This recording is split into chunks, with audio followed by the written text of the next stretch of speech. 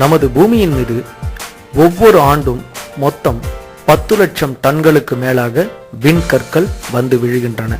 இவற்றில் பெரும்பாலானவை கண்ணுக்கு தெரியாத தூசு மாதிரி இருக்கும். விண்கற்கள் பூமியின் வளிமண்டலத்தை தொட்டதும் உராய்வினால் எரிந்து சாம்பலாகி விடுகின்றன. இப்படி எரிவதை பார்த்து நாம் எரி நட்சத்திரம் என்று சொல்கிறோம். நடுத்தர அளவில் இருக்கும் விண்கற்கள் பூமியை நோக்கி வரும் பொழுது ஒரு நொடிக்கு 10 to 70 கிலோமீட்டர் என்ற அசுர வேகத்தில் நுழையும். ஆனால் காற்று மண்டலத்தில் உராய்ந்து தனது வேகத்தை இழந்துவிடும். இதனால் பூமியை நெருங்கும் பொழுது ஒரு கல்லின் அளவில் வந்து விழுகிறது. இப்படி விழுந்த சின்ன சின்ன கற்களால் மிகப்பெரிய ஆபத்து ஒன்றும் ஏற்படுவதில்லை. விண்கற்கள் பெரும்பாலும் இரும்பு மற்றும் பாறைகளால் ஆனவை.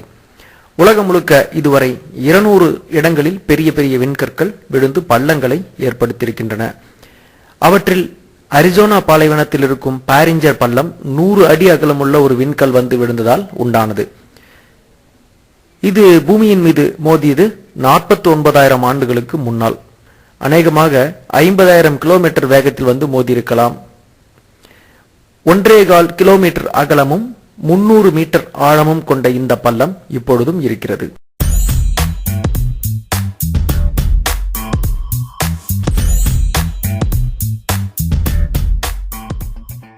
படத்தில் காணும் டைகன் சிங்கமும் புலியும் இணைந்து உருவான ஒரு புதிய வகை விலங்காகும்.